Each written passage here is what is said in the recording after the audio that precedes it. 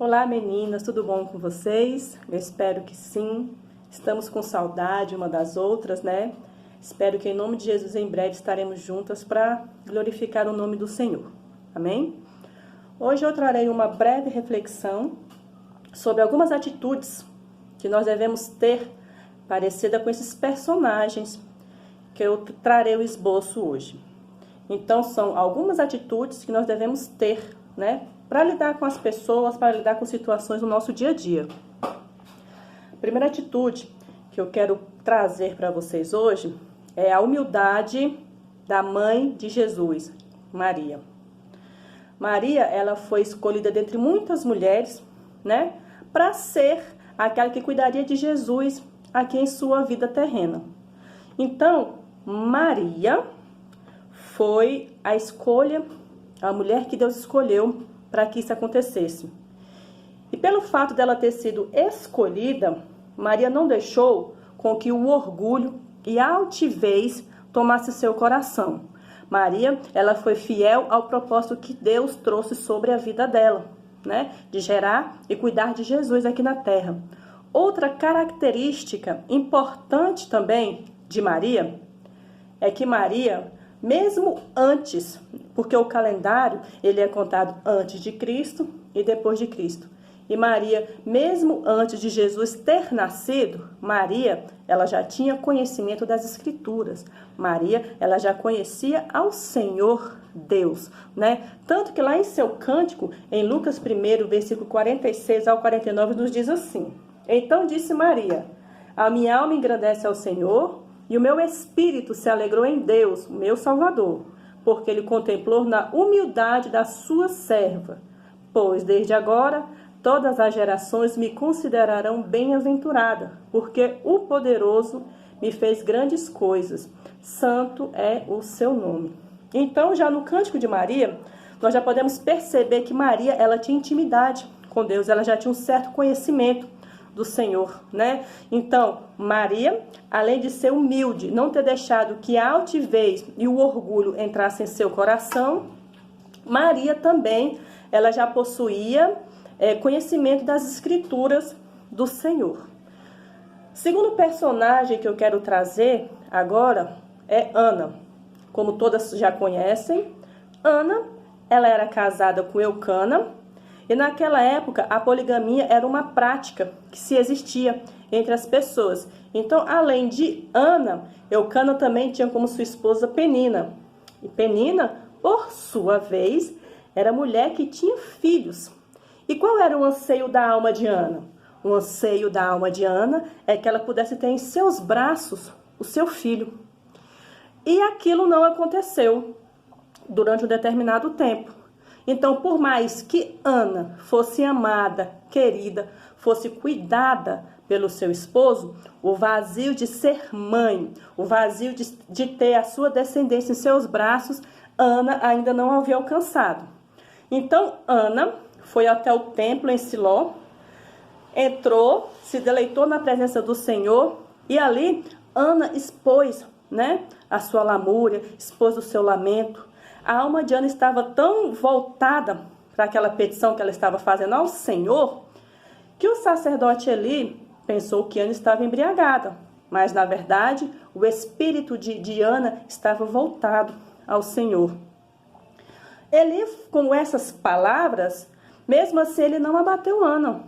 Ana teve o seu propósito, Ana estava com o anseio de alcançar aquilo tanto que ela queria, que no mais, Ana se voltou ao Senhor e cada vez mais pedia, que até lágrimas saíam, né, de seus olhos.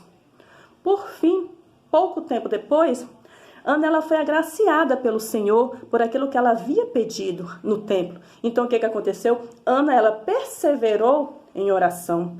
Então, como ela perseverou em oração, o Senhor achou graça nas palavras e nas atitudes de Ana, e o Senhor a concedeu aquilo que ela tanto pedia, né? Que era um filho. E o mais legal é que Samuel foi o primogênito de Ana, ou seja, Ana, depois de Samuel, teve mais outros filhos para validar aquilo que o Senhor nos diz, né? Que ele fará com que a estéril gere e com que a estéril habite no meio de família. Foi isso que aconteceu com Ana. Ana, ela gerou e Ana, ela teve, né, esse prazer de ser mãe, que muitas de nós mulheres ansiamos por isso, né, de ser mãe, de ter uma descendência, de fazer com que os nossos filhos sejam bem-aventurados nessa terra também. E a terceira personagem de hoje que eu quero trazer é Abigail. Abigail, a história dela é contada lá em 1 Samuel, a partir do capítulo 25. Abigail, ela foi casada com Nabal. Nabal era um homem muito rico, mas embora ele fosse rico, ele era orgulhoso, ele era grosseiro. Nabal tinha várias características que não é uma característica assim que nós possamos dizer de um homem, porque o homem tem que amar, tem que respeitar a sua esposa, né? Como a própria Bíblia diz que o homem tem que dar a vida por sua esposa. E Nabal, ele tinha essas características ruins, né, em sua personalidade. E aí, quando Davi ele estava em meia guerra, ele sempre fugia para algum lugar. Davi fugiu e ficou perto do Carmelo. E lá em Carmelo era o local onde Nabal tinha suas criações. Então, Nabal tinha ovelhas, tinha jumentas, tinha uma espécie de vários animais. E quando Davi desceu para lá, para essa terra, Davi foi com um exército dele de mais ou menos 400 homens ou mais, eu não me recordo agora. E aí, com certeza, para manter esse povo suprido, gasta-se muito. Então, o provimento que Davi havia levado para o povo dele já estava acabando. E como Davi estava na circunvizinhança daquela terra, Davi com seus homens cuidava para que nada acontecesse de mal às terras de Nabal. Cuidava do rebanho para que nada viesse a acontecer com aquilo. Então, o tempo que Davi ficou instalado lá naquele local, nada se aconteceu na terra de Nabal. Sabendo que já estava na época da tosquia, que tosquia, eles vão tosquiar as ovelhas para vender, então é um tempo de fartura. Davi pediu para que 10 dos seus homens descesse e fosse ter com Nabal, dizendo que eles estavam precisando, né, de suprimento. Assim que os servos de Davi chegaram e conversaram com Nabal, Nabal relatou que ele não conhecia Davi, não conhecia Jessé e ninguém daquela família. Então, os homens que Davi havia mandado para falar com Nabal voltaram e falaram para Davi as falas que Nabal havia falado com eles. Rapidamente o coração de Davi se encheu de ira e Davi falou assim: cinge os seus cintos, porque nós vamos descer até a terra de Nabal e nenhuma da sua descendência que seja homem ficará vivo. E quando Nabal deu essa resposta a Davi, um dos servos de Abigail viu a rispidez com que Nabal havia respondido a esses homens. Aí o que aconteceu? Esse servo, mais do que depressa, foi ter com Abigail e foi falar: olha, durante todo o tempo que o exército de Davi está lá embaixo, nada nos aconteceu. Nenhum dos nossos novilhos foram sumidos. E Nabal foi muito ríspido em dar a resposta a Davi. Abigail, mais do que depressa, usando a sua sabedoria que o Senhor deu para ela foi às servas, pediu para que as servas providenciassem mantimentos, bebidas, e assim que as servas delas providenciaram isso tudo, Abigail juntou-se com alguns dos seus servos e foram ter com Davi. Então, era o seguinte: Davi estava descendo até a terra de Nabal para falar o que ele tinha prometido, de exterminar todos os homens, inclusive Nabal, e Abigail foi levar o mantimento para Davi para impedir que o mal chegasse à sua casa.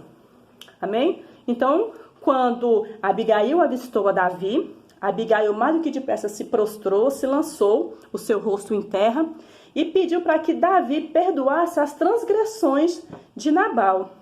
Davi, vendo aquela situação, se compadeceu, né? Voltou atrás daquilo que ele havia falado e pegou os mantimentos que Abigail levou. Então, o que nós podemos aprender com Abigail é que Abigail teve o discernimento do momento presente, que ela sabia que se ela não tomasse nenhuma atitude, a morte chegaria até a casa dela, e ela teve a sabedoria de contornar a situação para com Davi, impedindo com que Davi viesse a matar o seu esposo. Então, amadas, o que nós podemos aprender com essa reflexão de hoje? Que nós devemos ter a humildade de Maria, devemos ter a fé, a fidelidade que ela teve para com o Senhor, mediante o propósito que o Senhor entregou em suas mãos, que era de orientar Jesus na sua vida terrena, né? Também nós devemos ter a perseverança da oração que Ana teve. Ela foi fiel ao propósito dela, ela sabia o que ela queria e ela perseverou em oração até que o Senhor a agraciasse. E também nós devemos ter o discernimento e a sabedoria de Abigail para lidar com qualquer circunstância, né, que aconteça em nossas vidas. Quer que nós sejamos cristãs ou não, todo dia nós somos colocadas em desafios. E que esses desafios, eles venham ser ponderados e eles venham ser executados com sabedoria e discernimento. Amém? Então, desde já eu agradeço, tá, por este momento. Espero que de alguma forma essa reflexão tenha chegado ao seu coração, que venha trazer ensinamento tanto para vocês quanto para mim, porque nós precisamos todos os dias sermos sábias, amém? Termos discernimento, perseverança e o mais importante, ter a humildade do Espírito Santo em nossas vidas, amém? Então, um beijo no coração de vocês, Deus abençoe e fiquem na paz.